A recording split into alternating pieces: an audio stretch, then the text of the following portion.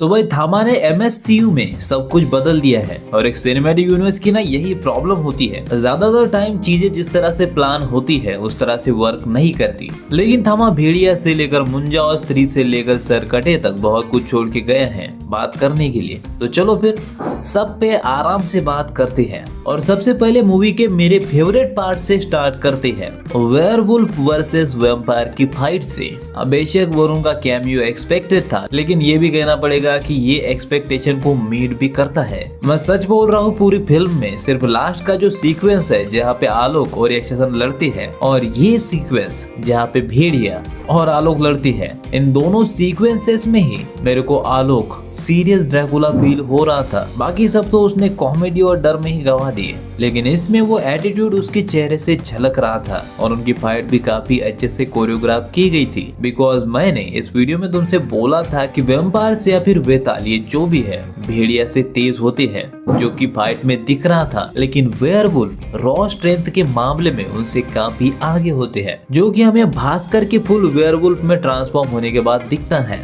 वैसे ये काफी सॉलिड ट्रांसफॉर्मेशन था। बस पर्सनली मुझे ऐसा लगता है कि जो पूंछ है उसे निकाल देते तो भी चल जाता। हालांकि उन्होंने पिछले पार्ट में भी पूंछ दिखाई थी, क्योंकि उसमें तो दिखा नहीं थी, इसीलिए उन्हें लगा होगा कि इस बार इसे बिना कहे गायब कैसे कर दी, मतलब कि बिना लॉजिक दिए। तो ठीक है, फिर ये भी ठीक ही है। नाउ सबसे पहले आती है मुंजा के कनेक्शन पे, क्योंकि जब ये सीन मुंजा में चल रहा होता है तब बिट्टू और उसका दोस्त वही होते हैं। अभी उसी को एल्विश प्रमोशन की तरह यूज कर रहा है और वो खुद दिल्ली आया हुआ है, जो कि टीवी पे लिखा हुआ आता है। यानी कि इन्होंने बहुत ही स्मार्टली सारी फिल्मों की टाइमलाइंस को जोड़ दिया है। लेकिन इससे सिर्फ ये नहीं पता चलता कि थामा का कनेक्शन मुंजा से हुआ है, बल्कि इससे कहीं ना कहीं ये भी हिंट दिया गया है कि जो एल्विश का कैरेक्टर है वो हमें आगे आने वाली ज्यादातर फिल्मों में दिखने वाला है, क्योंकि उसके पास हर सुपरनेचुरल पावर्स के बारे में जानकारी है, जिसकी वजह से हर बार जब भी कभी कोई कैरेक्टर मुसीबत में फंसेगा तो इसी के पास आएगा। आई थिंक कि ये फ्यूरी की तरह होगा, लेकिन अलग तरह से, क्योंकि यह सिचुएशन अलग है।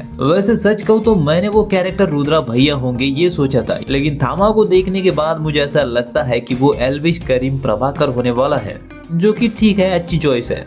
वैसे स्त्री 2 का पोस्ट क्रेडिट सीन तो तुम्हें याद ही होगा, जिसमें जना को भास्कर ने क्लियरली कहा था कि वो दिल्ली ना आए वरना उसका खून चूस के उसे सूखा बोमिल बना देगा। लेकिन थामा में हम उसे एल्विश के ऑफिस में देखते हैं, जो कि फिलहाल दिल्ली में है, और ये ऑफिस दिल्ली में ही है। इसका दूसरा सबूत ये ऑफिस खुद है, जहाँ पे अगर तुम इस ऑफिस को ध्यान से देखोगे तो ये पुणे वाला जो ऑफिस था उससे बहुत अलग है। वैसे इससे भी ये साबित होता है कि जो एल्विश का कैरेक्टर है वो हमें हर फिल्म में दिख सकता है, क्योंकि इसका जो ऑफिस है या फिर इसका जो धंधा है ये एक जगह पे बैठ के नहीं करता, बल्कि ये हर शहर में घूमता है। इसकी वजह से ये बड़ी ही आसानी से ये दिखा सकती है कि जब भी किसी कैरेक्टर पे मुसीबत आएगी एल्विश करीम पहले से ही उसके शहर में विराजमान हो चुका होगा। लेकिन अब रही बात जना की, तो जहाँ तक मुझे लगता है जब वापिस आके भास्कर को पता चला होगा कि उसकी पावर सरकटे से फटके खाने के बाद चली गई है, तो उसने जना को मदद के लिए बुलाया होगा। और शायद तुमने नोटिस नहीं किया होगा, लेकिन ये चीज एक्चुअल में भेड़िया 2 को सेटअप करते हुए दिखती है, जिसकी की शूटिंग जल्दी ही शुरू होने वाली है, क्योंकि वरुण धवन ने नो एंट्री 2 को ना कह दिया है, क्योंकि वो भेड़िया 2 पे काम करने वाले हैं। खैर, तो भेड़िया 2 में शायद हमें ये दिखाया जाएगा कि अभी जना भास्कर के पास वापस आ गया है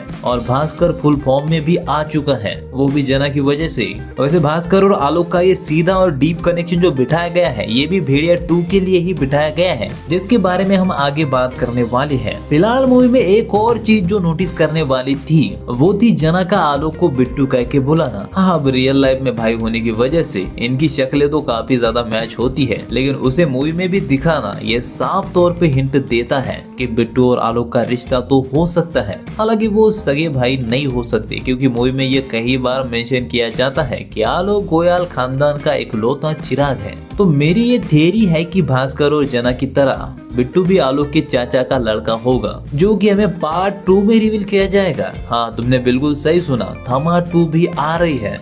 मैंने बोला था ना, एक सिनेमैटिक यूनिवर्स में जैसा प्लान किया जाता है वैसा कुछ भी नहीं होता। तो इनके अपकमिंग मूवीज को लेकर भी काफी गड़बड़ चल रही है। बेसिकली काफी सारे चेंजेस हुए हैं, जैसे कि पहले शक्तिशालिनी 31 दिसंबर को आने वाली थी इसी साल, जो कि अब अगले साल यानी कि 2026 दिसंबर में आएगी, और भेड़िया उससे भी आगे खिसक गई है, यानी कि बेसिकली 2027 की शुरुआत में या फिर मिड में। खैर तुमको अगर नहीं पता तो बता दूं कि शक्तिशालिनी में अब कियारा की जगह सैयारा वाली हीरोइन को लिया गया है। लेकिन जो थमा के शुरुआत में जो आता है शक्तिशालिनी का, वो कुछ खास नहीं था, मतलब उससे तुम्हें कुछ भी पता नहीं चलता सिवाय इसके कि मूवी बन रही है, इसलिए हम उस पर अभी बात नहीं कर सकते। लेकिन पोस्ट क्रेडिट सीन पे तो कर सकते हैं, पर उससे पहले जरा एंडिंग को कवर कर लेते हैं, क्योंकि वीडियो के टाइटल पे एंडिंग एक्सप्लेन लिखा हुआ है तो फॉर्मेलिटीज को पूरा तो करना ही पड़ेगा। पर सबसे पहले मैं तुम्हें ये बताना चाहता हूँ कि थामा की टाइमलाइन इन सभी से पुरानी होने वाली है, क्योंकि इन्हें सीधा काली माँ ने बनाया था तो ये बहुत पुराने हैं, और ऊपर से इनमें एक ऐसा वेताल भी मौजूद है जिसे शायद खुद काली माँ ने बनाया है, यक्षासन, क्योंकि उसी ने इन बाकी वेतालों को बनाया था। यानी कि इनमें से कोई भी यक्षासन को छोड़ के असली वेताल नहीं है, मतलब कि ये कन्वर्टेड है, इंसानों से वेताल में बनाए गए हैं। इसीलिए मैं ऐसा कह रहा हूँ कि हो सकता है कि यक्षासन को खुद काली माँ ने बनाया था, क्योंकि वो इनका पूर्वज है और सबसे पुराना है, और उसकी ओरिजिन भी इन्होंने नहीं बताई, जिसके बारे में शायद हमें पार्ट 2 में ही पता चलेगा। तो आलोक को वेताल बनाने के जुर्म में टाटका को यक्षासन की जगह कैद किया जाता है। और हाँ, थामा बेसिकली हमने जो सोचा था वही निकला, ये कोई व्यक्ति विशेष का नाम नहीं है, बल्कि ये एक ओहदा है, जैसे कि कोई राजा या फिर मंत्री का ओहदा होता है। तो टटका को छुड़ाने के लिए आलोक और यक्षासन के बीच फाइट होती है, और यक्षासन उसे आसानी से हरा देता है, क्योंकि वो अपने ही एक वेताल का खून पी के बहुत ज्यादा पावरफुल बन जाता है। लेकिन मेरे हिसाब से टेक्निकली भी उसका आलोक को मारना बनता है, क्योंकि उसके पास हजारों सालों का लड़ने का एक्सपीरियंस है। मूवी के हिसाब से देखो तो करीब 3000 साल का उसको एक्सपीरियंस है। तो मेरे हिसाब से तो अगर वो अपने साथी का खून नहीं भी पीता तो भी चलता, क्योंकि वो वैसे भी आलोक से पावरफुल होना चाहिए, क्योंकि यहाँ पे वो लोका वाली प्रॉब्लम नहीं है, मतलब कि जो पुराने वाले वैम्पायर्स होते हैं वो धीरे धीरे अपनी पावर्स को लूज करने लगते हैं, इसीलिए जो नए पावर्स वाले वैम्पायर्स होते हैं उनकी पावर्स बहुत ज्यादा होती है, और वो आसानी से जो पुराने वाले होते हैं उनको हरा देते हैं। बल्कि यहाँ पे उसका ठीक उल्टा है, यहाँ पे पावर्स धीरे धीरे बढ़ती है, यानी कि जैसे जैसे एक वेताल को अपनी शक्तियों पे कंट्रोल मिलता जाता है वैसे वैसे वो उनका अच्छे से यूज कर पाता है। तो इस हिसाब से देखा जाए तो यक्षासन वैसे भी आलोक से काफी ज्यादा पावरफुल है, तो उसका अपने साथी को मारना कोई सेंस नहीं बना था। खैर, तो आलोक को हराने के बाद यक्षासन उसका सारा खून पी के उसे मार देता है, और तभी हमें जो ताटका के चीखने से शीशे फूट रहे थे उसका यूज मूवी में क्या होने वाला है ये दिखाया जाता है, क्योंकि आलोक को मरा हुआ देखकर वो जोर से चीखती है, और उसकी वजह से देवी की मूर्ति में क्रैक पड़ जाता है, और उससे पावर्स आके आलोक को मिलती है, और उसका दिल भी वापस से धड़कने लगता है, जो कि पहले से ही भविष्यवाणी हो चुकी थी कि अगला थामा कोई धड़कन वाला होगा। पर यह आइडिया मुझे काफी अच्छा लगा, क्योंकि आलोक अब कोई नॉर्मल वेताल नहीं है जैसे कि ताटका और बाकी सब है, क्योंकि वो ताटका के काटने से जो वेताल बना था वो सारा खून यक्षासन पी लेता है, और फिर उसे एक नया जन्म मिलता है, यानी कि उसे खुद देवी माँ ने बनाया है। और उसके दिल का धड़कना कहीं ना कहीं ये सिंबॉलिक वे में दिखाने की कोशिश करता है कि अब वो पुराना आलोक ये नहीं रहा, बल्कि ये थामा है जो कि वेतालों और इंसानों की रक्षा के लिए या फिर उद्धार के लिए जन्मा है। और इसीलिए मुझे ये उसके और भेड़िए के बीच की जो राइवलरी सेटअप है वो थोड़ी सी फोर्सफुल लगी, क्योंकि आलोक अभी अभी देवी से मिली पावर्स की वजह से पहले से ही बहुत ज्यादा पावरफुल हो चुका है। लेकिन भेड़िया और उसके फाइट को लेकर हाइप बढ़ाने के लिए ये जानबूझ के सेट किया गया है कि उसे अभी भी यक्षासन को हराने के लिए भेड़िया का खून चाहिए। और तभी मुझे ये समझ में आ चुका था कि तू मेरी लेगा तो मैं तेरी लूंगा, ये चीज एक यूनिवर्स को बिगाड़ सकती है। वायरब के साथ खास करके यही चीज हुई है। बाकी जिनको भी मेरा इशारा अभी तक नहीं समझा है उनको क्लियर बता दूं कि भेड़िया आलोक को ढूंढते हुए वेतालों की दुनिया में आ चुका है, और वहीं पे आलोक को यक्षासन से लड़ने के लिए भेड़िया का खून चाहिए। और ये नैरेटिव मूवी में इसीलिए सेट किया गया है ताकि भेड़िया 2 में सेम वरुण की तरह ही आयुष्मान का भी एक कैमियो दिखा के दोबारा से इनकी फाइट करवा सके। और मैं दिल से ये उम्मीद करता हूँ कि ऐसा ना हो, क्योंकि कैमियो खेल के बहुत सारी सिनेमैटिक यूनिवर्स इंडिया में बर्बाद हो चुकी है। तो वही चीज करो जो कहानी और एंड गेम को बिल्ड करे। खैर अनफॉर्चुनेटली इसमें सिर्फ एक ही पोस्ट क्रेडिट सीन था जिसमें सरकटे आके यक्षासन को छुड़ा के ले जाता है, और ये चीज मैंने पहले ही बहुत सारी थियरीज में प्रेडिक्ट कर ली थी। और मुझे खुशी है कि ये मेरी इमेजिन किए हुए रास्ते पे चल रहे हैं, जहाँ पे एंड गेम से पहले अक्षय का कैरेक्टर अपनी एक सेना बनाएगा अपने प्लान को अंजाम देने के लिए। और मुझे ये भी काफी अच्छा लगा कि ये दिखाया गया कि अभी ये जो कैरेक्टर है यानी कि आलोक ताड़का और ये पंडित, ये सारे वेताल ये सोच रहे हैं कि जो सेना है वो यक्षासन बनाने वाला है,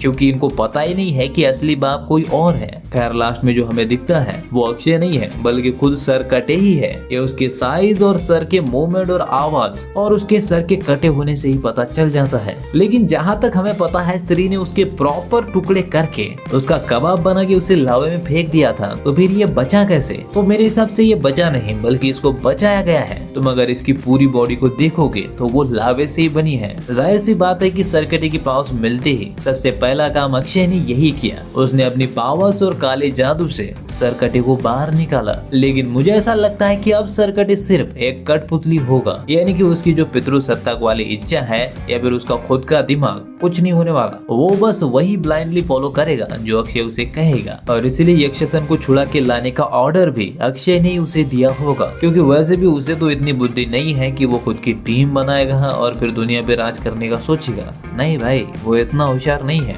खैर इससे मेरी वो थ्योरी भी सच हो जाती है कि अक्षय इन सभी पे यानी कि स्त्री, मुंजा, भेड़िया और वेताल्स पे कई सालों पहले से ही नजर रख रहा था, ताकि मौका मिलते ही उनमें से कुछ को अपनी टीम में कर ले। और रही भास्कर और आलोक की बात, तो मेरे हिसाब से भेड़िया 2 में ही वो दोस्त बनने वाले हैं, क्योंकि भले ही अभी उनकी खून खून की लड़ाई चल रही है लेकिन उनका मकसद तो एक ही है, इंसानियत को बचाना। वैसे यार दाढ़ी में वरुण का अलग ही ऑरा झलकता है, नहीं? शायद इसीलिए क्योंकि फेशियल एक्सप्रेशन कम दिखाई देती है। जोक्स अपार्ट, पर हाँ अगर तुमने mad dog horror comedy universe की पिछली एक भी फिल्म मिस की है, मतलब कि तुमने थामा में बहुत कुछ मिस कर दिया है। पर टेंशन लेने की जरूरत नहीं है, तुम्हारे भाई ने एकदम कम समय में MSCU की पिछली सारी फिल्मों का रिकैप किया है और साथ में टाइम स्टैम्प भी दिए हैं। इसलिए चाहे तो सारी वीडियो देख लो अगर तुमने पूरी फिल्में नहीं देखी है, या फिर तुमने जो मूवी नहीं देखी है सिर्फ उतना ही पार्ट देखो। वीडियो तुम्हें लेफ्ट साइड में मिल जाएगी, मैं तुम्हें वहां पे मिलता हूँ।